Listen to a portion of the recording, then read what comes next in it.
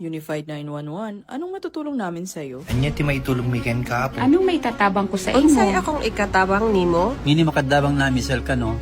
Sa anumang wika o dialekto, may tulong na darating sa iyo.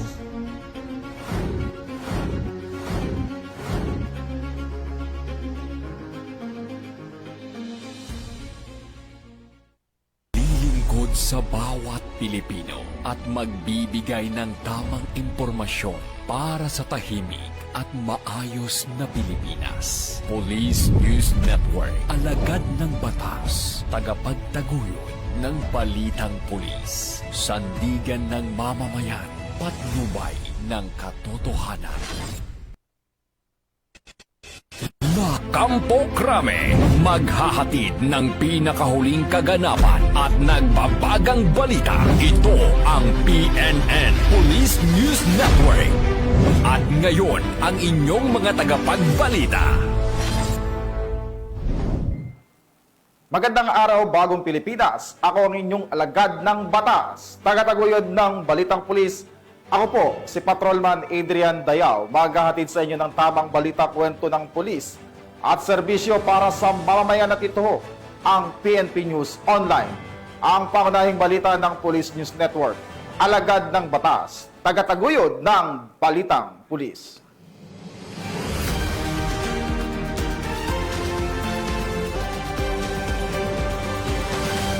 Narito ang mga balitang dapat nyong abangan. Baril at mahigit 6 na milyong pisong halaga ng shabu nasamsam sa bypass operation ng Tagbilaran City PNP. Peking dentista arestado sa mga otoridad sa Cabanatuan, Nueva Ecija.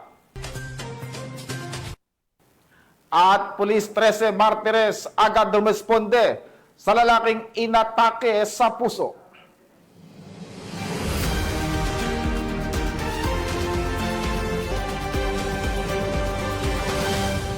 Narito ang mga balitang hatid ng ating PNN correspondents mula sa iba't ibang panig ng bansa.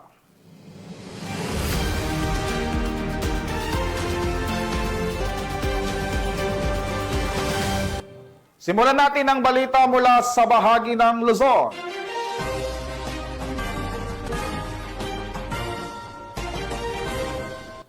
Pangasinan 2nd Provincial Mobile Force Company at Local Government Unit ng Ordaneta nag-abot ng tulong sa 400 na pamilya na apektuhan ng bagyong Nando. Police Corporal Rafi Veloria, ibalita mo.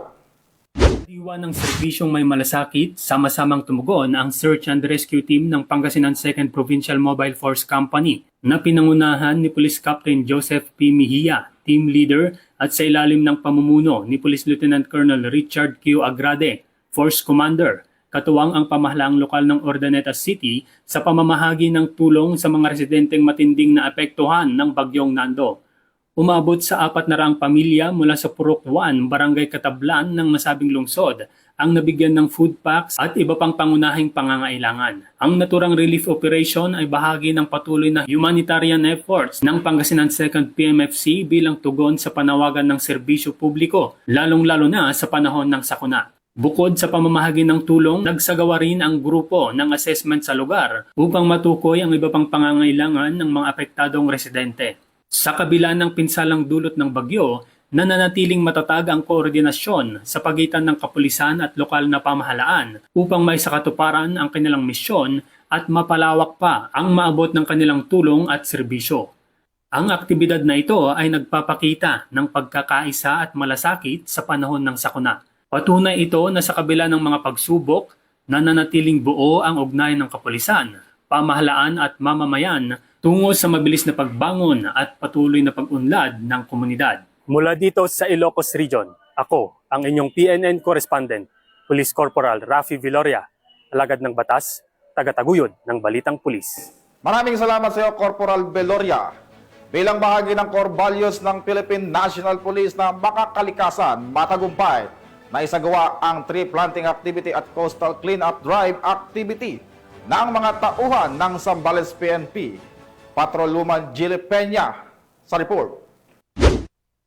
Bilang pakikiisa sa pagsusulong ng kalinisan at pangangalaga sa kalikasan, pinangunahan ng Zambales PNP ang isang malawakang tree planting activity at coastal cleanup drive sa baybayin ng Iba at mga karatig na lugar. Ang aktibidad ay pinamunuan ni Police Colonel Benjamin P. Ariola, Acting Provincial Director ng Zambales Police Provincial Office, katuwang ang Rotary Club ng Iba Zambales. Umabot sa 130 kalahok ang nakiisa sa makakalikasang aktibidad kung saan inilaan ang 170 punla para itanim. Ang hakbang na ito ay naglalayong isulong ang mas malinis at mas luntian na kapaligiran.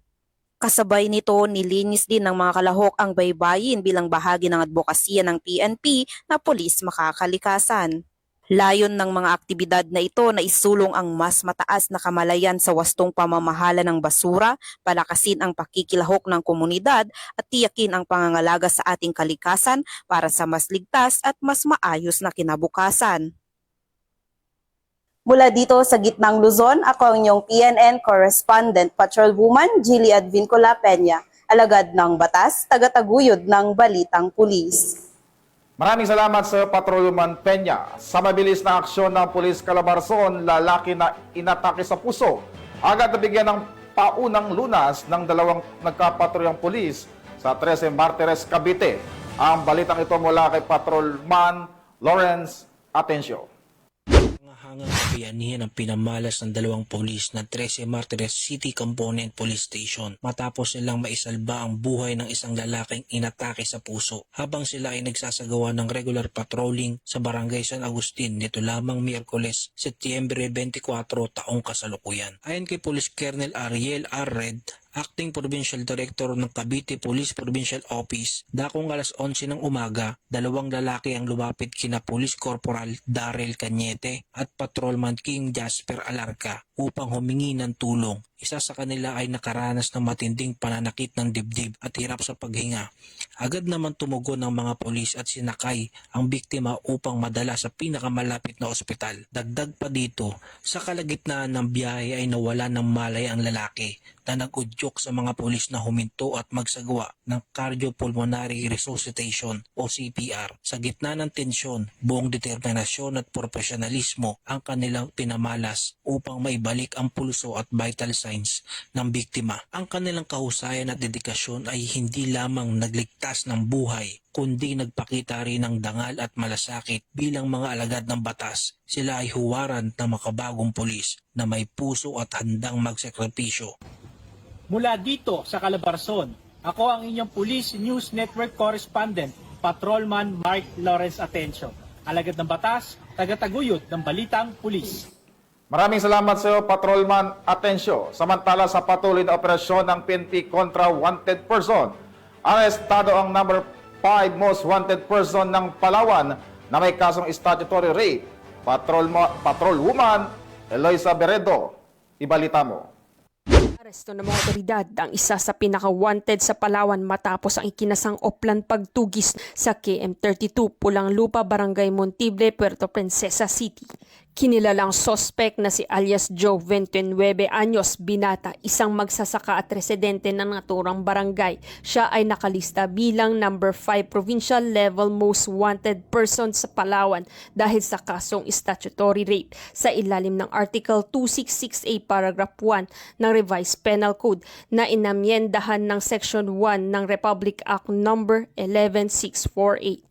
Nahuli si alias Joe ng tracker team ng Criminal Investigation and Detection Group Palawan Provincial Field Unit katuwang ang Puerto Princesa City Police Office at Police Station 3 sa bisa ng warrant of arrest na inilabas ni Honorable Jocelyn Sundiang Dilig, Presiding Judge ng Regional Trial Court Branch 47, 4th Judicial Region, Puerto Princesa City noong mismong araw din ng operasyon. Walang piyansa ang tinakda para sa kanyang kaso. Naibabatid kay alias Joe ang kanyang karapatan at kasalukuyang nasa kustodiya ng Criminal Investigation and Detection Group Palawan Provincial Field Unit ang akusado para sa kaukulang dokumentasyon at tamang disposisyon. Ang matagumpay na pag-aresto sa isang most wanted person sa Palawan ay malino na pagsasabuhay ng 7-point agenda ni Acting Chief PNP Police Lieutenant General Jose Melencio Dertates Jr. Partikular sa pagtutok sa kampanya laban sa karahasan at krimen, pagpapairal ng tamang proseso at pagpapanatili ng kapayapaan at seguridad sa komunidad. Patunay ito ng epektibong koordinasyon ng mga unit ng kapulisan sa pagbibigay hustisya at pagbabalik ng tiwala ng mamamayan sa kapulisan. Mula dito sa Palawan Police Provincial Office, ako ang inyong PNN Correspondent Patrolwoman Eloisa Joy Beredo, alagad ng batas, tagataguyod ng balitang pulis. Maraming salamat sa iyo, Patrolman Beredo. Matapos ang pananalasa ng bagyong Nando, ang Apayao PNP at local government unit at iba pang ahensya ng pamahalaan nagbigay tulong sa mga naapektuhan ng nasabing bagyo. Ang buong detalye ng report mula kay Patrolwoman Jezebel Moyao. Sa patuloy na pagtugon sa mga pangangailangan ng mga apektadong pamilya ng Bagyong Nando, ang mga ahensya ng Apayao PNP ay namahagi ng mga tulong sa mga pamilyang apektado sa kanilang nasasakupan noong ika-23 ng Setyembre taong kasalukuyan. Ang mga tauhan ng Flora Municipal Police Station ay nagbigay ng tulong sa pamamagitan ng pamamahagi ng mga food packs sa mga pamilya sa Barangay Upper Atok at Alig, Flora, Apayao. Sa tulong ng local government unit, pati na rin ang mga kasamahan mula sa Bureau of Fire Protection, Flora Municipal Social Welfare and Development Office, at Municipal Disaster Risk Reduction and Management Council. Samantala, ang mga tauhan naman ng Kalanasan Municipal Police Station ay nagsagawa ng pamamahagi ng mga food packs at nagsilbing gabay sa mga residente habang nagsimula ng lumuwag ang mga kondisyon sa mga apektadong lugar.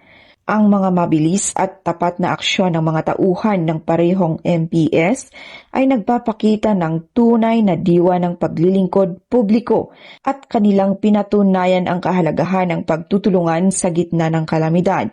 Isang malaking pasasalamat ang nararapat para sa mga ahensyang ito na hindi nag-atubiling magbigay ng tulong sa mga nangangailangan sa mga oras ng pangangailangan. Mula dito sa home of the most disciplined cops, ako ang inyong PNN Correspondent, Patrolwoman Jezebel Moyao, alagad ng batas, tagataguyod ng balitang pulis. Maraming salamat sa iyo, Patrolwoman Moyao. Huli ngayon ang isang nagpanggap na dentista sa isinagawang operasyon ng Anti-Cybercrime Unit 3 sa Nueva Ecija. Ang balitang ito mula kay Patrolwoman Mary Grace Artizuela. Huli sa akto ang 40 anyos na babaeng ito na kasalukuyang nagsasagawa ng serbisyong dental sa Cabanatuan City, Nueva Ecija. Sa isinagawang cyber patrolling, natukoy ng mga otoridad ang Facebook post ng suspect na nag-aalok ng murang pagpapakabit ng dental braces. Dahil dito agad na nakipag-ugnayan ang mga otoridad at nagtakda ng schedule upang kumpirmahin ang iligal na aktibidad. Sa mismong araw ng operasyon na isinagawa ng Nueva Ecija Provincial Cyber Response Team ng RACO 3, nakuhanan ng video ang aktwal na pagsasagawa ng dental service ng suspect na naging dahilan ng kanyang agarang pagkakaaresto. Kasalukuyang nahaharap ang suspect sa paglabag sa Philippine Dental Act of 2007 na may kaugnayan sa Cybercrime Prevention Act of 2012. Mula dito sa Campo Crame, ako ang inyong PNN Correspondent Patrolwoman Mary Grace Artizuela, nagbabalita para sa Police News Network, alagad ng batas, tagataguyod ng balitang pulis. Maraming salamat sa iyo, Patrolwoman Artizuela, sa pagpapanatili ng kaayusan at seguridad sa bawat mamamayan. Nagsagawa ng anti-carnapping operation ang PNP HPG sa Oriental Mindoro. Ang report mula kay Patrolman Mark Roland Feliciano.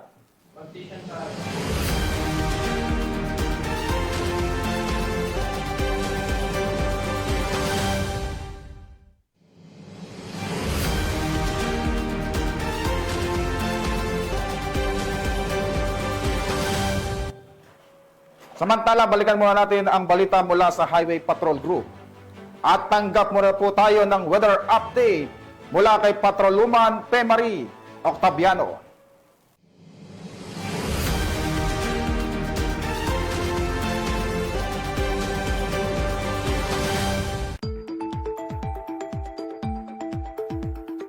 Nananatiling binabantayan sa loob ng Philippine Area of Responsibility ang severe tropical storm na si Opong na may international name na Bualoy.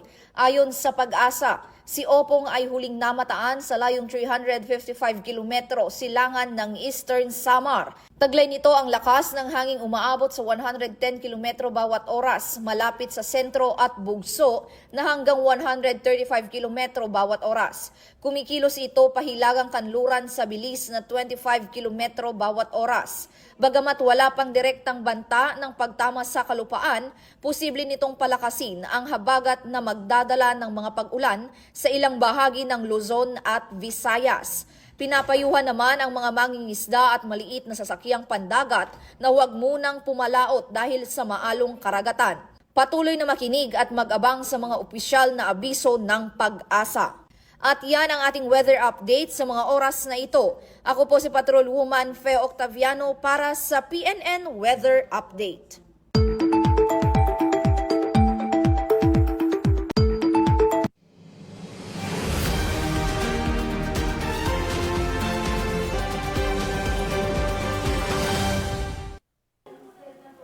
Sa kaliwat kanang operasyon ng PNP kontra illegal na droga at kriminalidad, arestado ang dalawang high-value individual at nakumpiska ang halos kalahating milyong pisong halaga ng shabu at isang pampasabog sa isinagawang bypass operation ng mga otoridad sa La Paz, Iloilo City.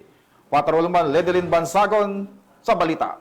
Arestado ang dalawang high-value individual matapos mahulihan ng halos kalahating milyong piso na halaga ng hininilaang shabu sa sinagawang bypass operation ng Iloilo City Police Station 2 sa Barangay Nabitas, La Paz, dakong alas 2:30 ng madaling araw nito lamang ika-24 ng Setyembre taong kasalukuyan. Kinilala ang mga sospek na sina alias John Mark, 23 taong gulang, residente ng Barangay San Pedro, Haro, at alias Ronel, 25 taong gulang, residente naman ng Barangay Bulilao, Mandurriao. Pareho sila mga construction worker at tubong Lambunaw, Iloilo. Ayon kay Police Captain Jeffrey Delgado, hepe ng Iloilo City Police Station 2, 2 linggo nilang minamanmanan ng mga sospek bago tuluyang naaresto. Dagdag pa niya, sa lungsod mismo ng Iloilo kumukuha ng supply si alias John Mark at siya rin nagdi-distribute nito sa Mandurriao, La Paz at Haro, Iloilo. Nasamsam mula sa operasyon ng 10 sachet ng hinilaang shabu na tumitimbang ng bigit kumulang 60 gramo at tinatayang nagkakalaga ng 408,000 pesos batay sa standard drug price. Bukod dito, nakuha rin kay alias John Mark ang isang 40mm cartridge explosive. Samantala, kinumpirma din ni Police Captain Delgado na sangkot din si alias John Mark sa pagnanakaw sa JNT Express sa Barangay Benedicto, Haro noong taong 2023. Nahaharap ang mga sospek sa kasong paglabag sa Republic Act 9165 o ang Comprehensive Dangerous Drugs Act of 2002 at Republic Act 9516 o Illegal Possession of Explosives. Para sa kaligtasan at kapayapaan ng buong komunidad, nananatiling determinado ang kapulisan sa pagpapatupad ng batas at pagpapatuloy ng mas pinaigting na kampanya laban sa illegal na droga, kriminalidad at iba pang banta sa seguridad ng mamamayan. Mula dito sa Police Regional Office 6, ako ang inyong Police News Network Correspondent, Patrolwoman Ledelyn Bansagon, alagad ng batas, tagataguyod ng Balitang Pulis. Maraming salamat sa iyo, Patrolman Bansagon. At balikan po natin ang balita mula sa HPG.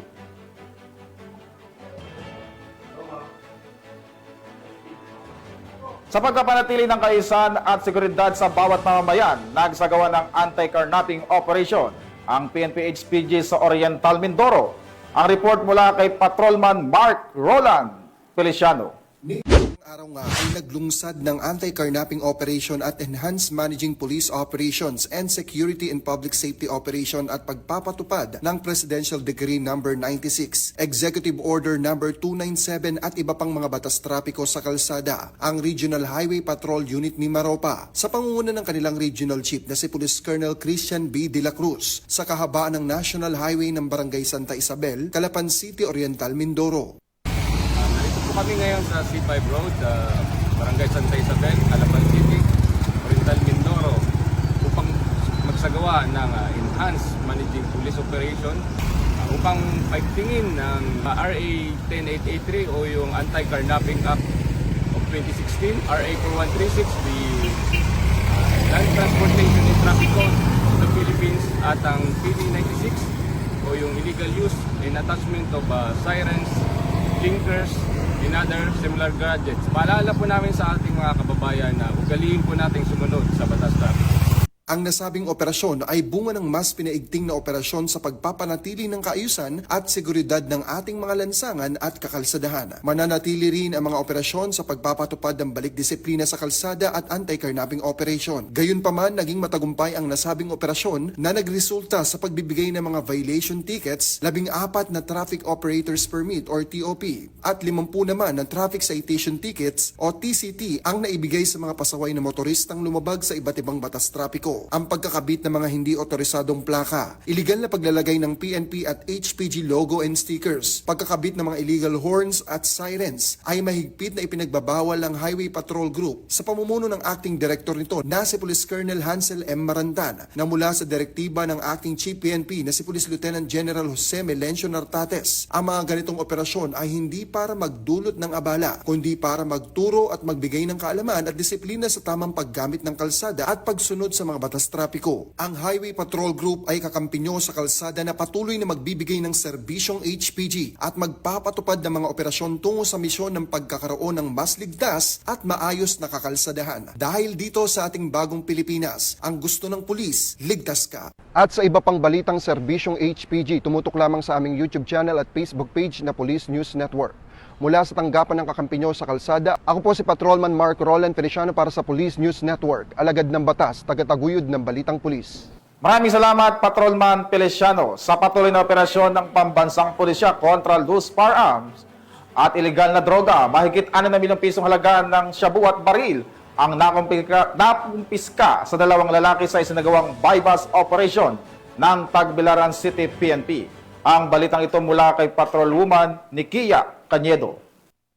Arestado ang 2 lalaki matapos itong mahulihan ng baril at mahigit 6 na milyong pisong halaga ng shabu sa ikinasang buy-bust operation ng Tagbilaran City PNP sa Barangay Buol, Tagbilaran City, Bohol nitong ika-22 ng Setyembre taong kasalukuyan. Kinilala ni Police Lieutenant Colonel John Karin Escobar, Chief of Police ng Tagbilaran City Police Station, Bohol Police Provincial Office, ang suspect na si Romeo, 30 anyos, isang welder, taga-Ubay, Bohol, at ang kasamahan nito na si Delphine, 32 anyos, isang cemetery maintenance, residente ng Alicia, Bohol. Batay sa ulat ng pulisya, bandang 10:35 ng gabi nang ikinasa naturang operasyon na humantong sa pagkadakip sa mga suspect. Na-recover ang 5 pakete ng hinihinalang shabu na may timbang na 910 na gramo at may standard jug price na 6,188,000 pesos. Buy-bust money, backpack, cellphone, Suzuki Rider, T-bag at isang unit ng Black Widow 9mm revolver at 4 na bala. Mahaharap ang suspect sa kasong paglabag sa Section 5 at 11, Article 2 ng RA 9165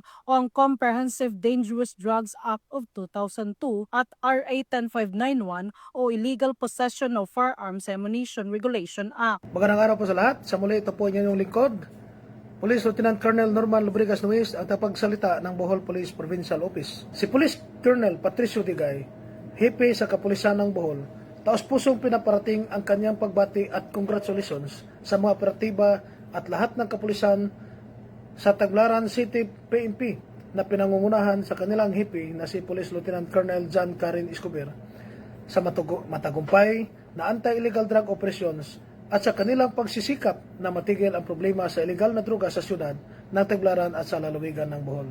Banta pa ni Police Colonel Digay sa mga drugista na walang puna sa lalawigan ng Bohol ang pagbibenta at sangkot na pinagbabawal sa gamot at ang gumawa ng krimen kasi mas paigtingan pa ng Bohol PNP ang kampanya kontra illegal na droga, kriminalidad at terorismo lalo na sa kanyang pamumuno. Sa muli, ating panawagan sa ating mga mamamayan na laging makialam at tutulong sa kapulisan sa pamamagitan ng pagbibigay ng totoong impormasyon, lalo na kung alam nila ang mga personalidad na sangkot sa pagbibinta na pinagbabawal na gamot. Congratulations, Tagbilaran City Police Station. Ito po ang inyong higalang pulis, na nagsasabi, dalaygon ang Diyos sa tanang panahon. God bless you all. Ang matagumpay na operasyon ng mga kapulisan ay patunay lamang na kanilang dedikasyon upang matiyak ang kaligtasan at kaayusan ng ating komunidad para sa isang bagong Pilipinas. Mula dito sa Bohol Police Provincial Office, ako yung Police News Network Correspondent, Patrolwoman Nikia Cañedo, alagad ng batas, tagataguyod ng balitang pulis. Maraming salamat sa iyo, Patrolman Cañedo. Dalawang lalaking tulak ng droga arestado sa bypass operation ng Leyte PNP sa barangay Garrido, San Juan, Southern Leyte. Yan ang report ni Patrolman Maria Elena Singian.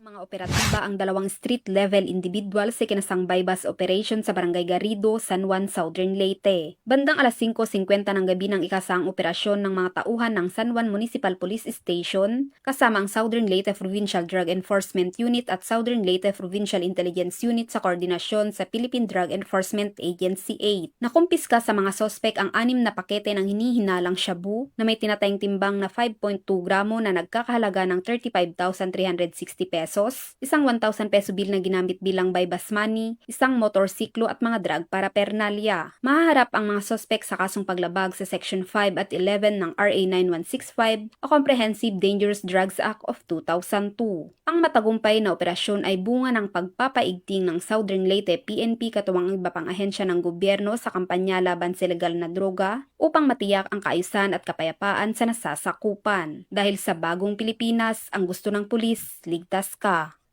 Mula dito sa Eastern Visayas, ako ang inyong PNN correspondent, Patrolwoman Singian. Alagad ng batas, tagataguyod ng balitang pulis. Maraming salamat sa iyo, Patrolman Singian. Narito naman ang mga balita mula sa bahagi ng Mindanao.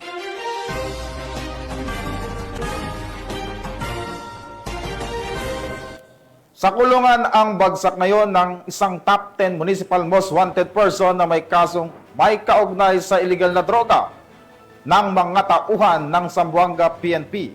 Ang detalye ng report mula kay Patrolwoman Joyce Franco.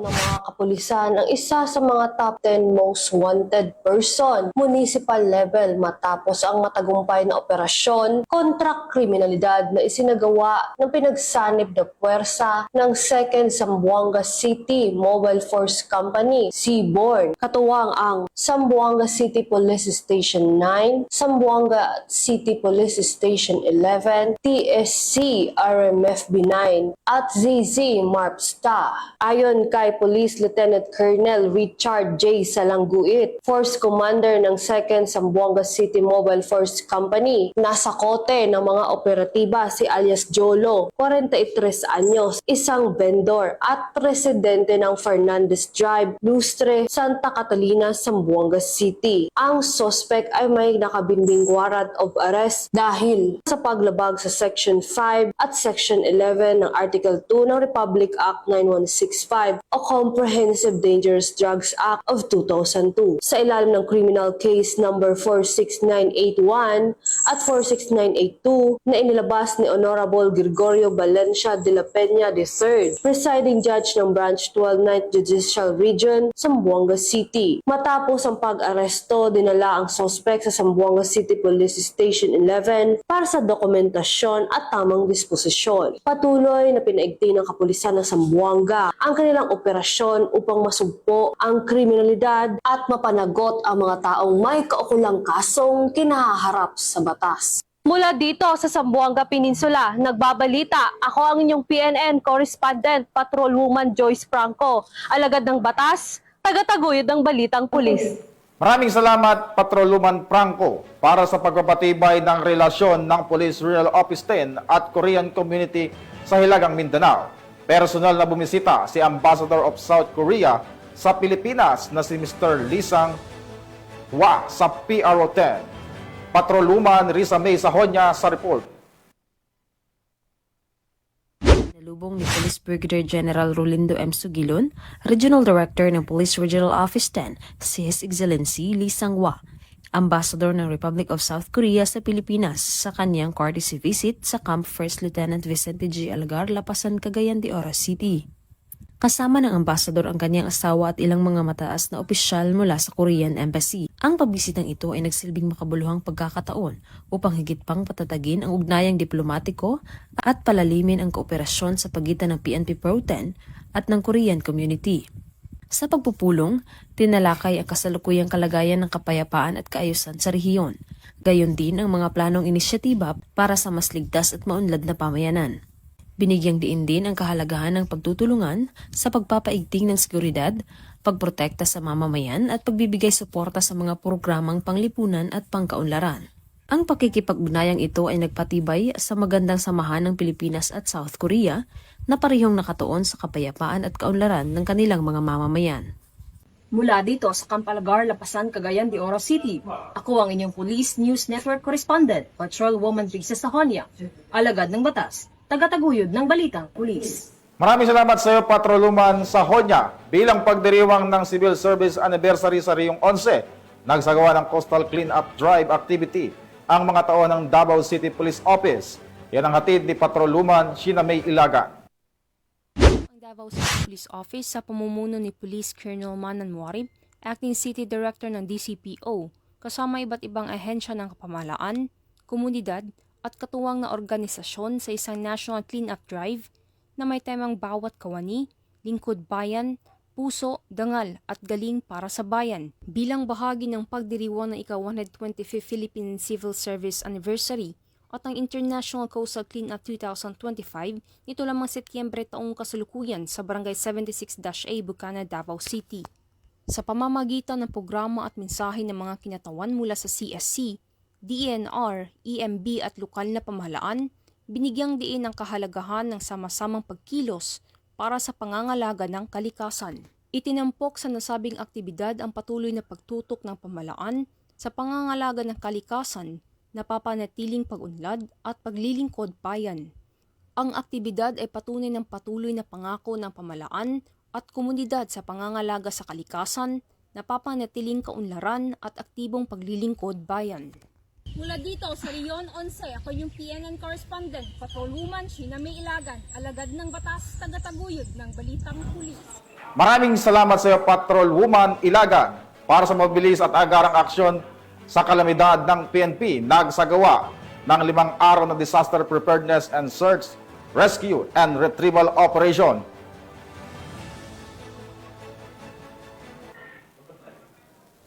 Tuloy ngayon ang Day 3 ng 5-day Disaster Preparedness and Search, Rescue and Retrieval Seminar na ginanap sa Holy Trinity College, General Santos City nito lamang ika-Setyembre 24, 2025. Sa ikatatlong araw ng pagsasanay, tinutukan ng mga kalahok ang rescuer survival technique at knot tying and rappelling, mga pangunahing kasanayan upang matiyak ang kanilang kaligtasan at kahandaan sa oras ng sakuna at mga sitwasyong nangangailangan ng agarang responde. Pinangunahan ng mga bihasang tagapagsanay mula sa Bureau of Fire Protection, Region 12 ang nasabing aktibidad sa pamamagitan ng patuloy na pagsasanay at pagkikipagtulungan ng iba't ibang ahensya. Inaasahan na higit pang magiging matatag at ligtas ang komunidad sa pagharap sa mga hamon ng kalikasan at mga hindi inaasahang pangyayari.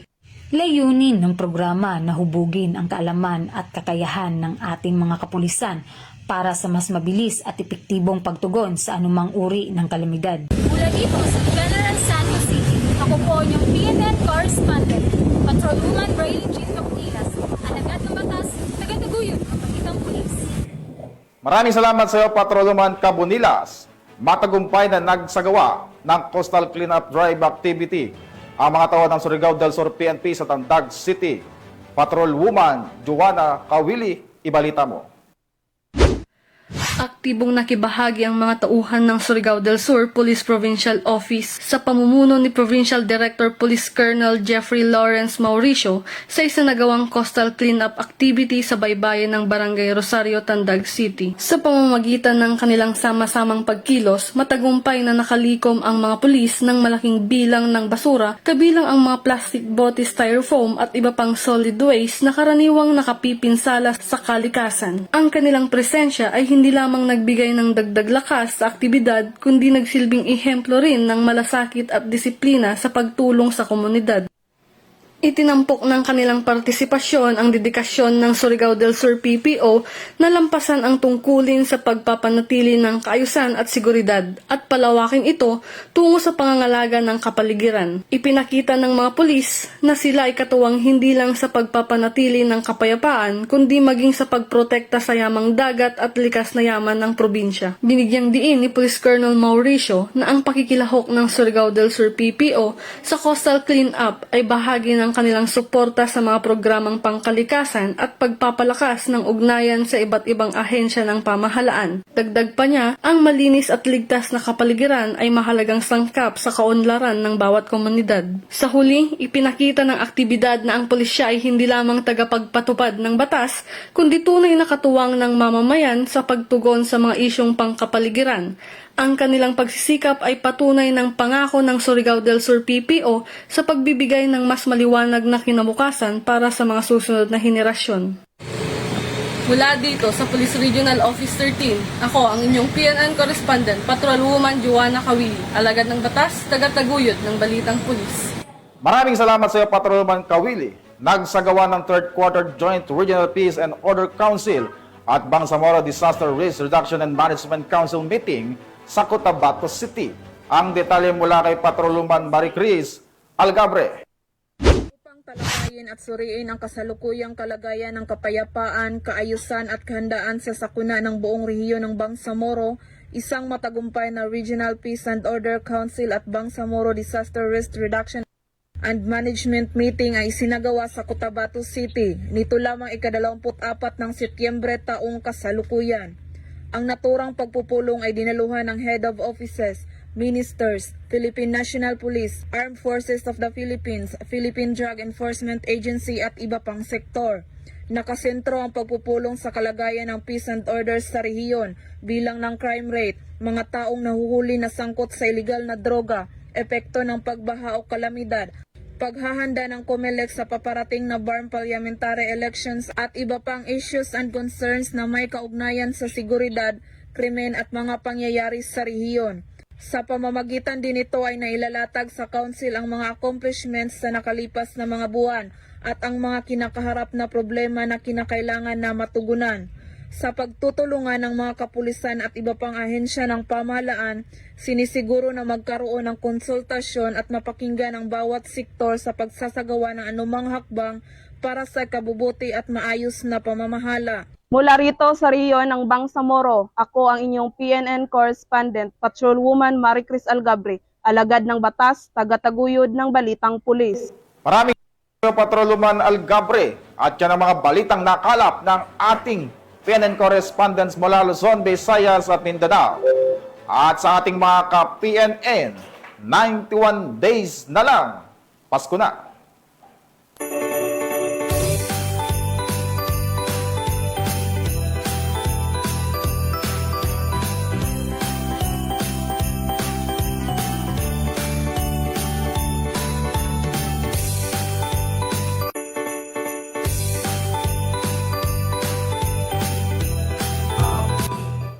At sa ngalan ng pamunuan ng Philippine National Police sa pangunguna ni Acting Chief PNP Police Lieutenant General Jose Melencio Nartates Jr.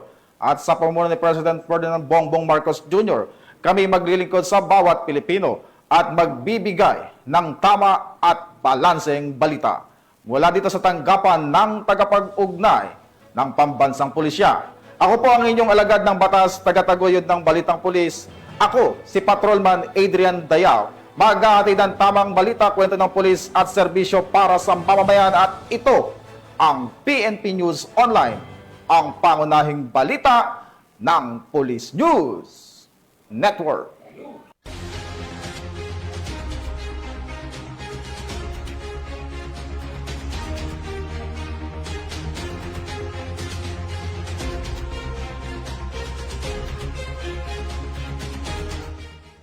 Police News Network, alagad ng batas, tagapagtaguyod ng Balitang Pulis.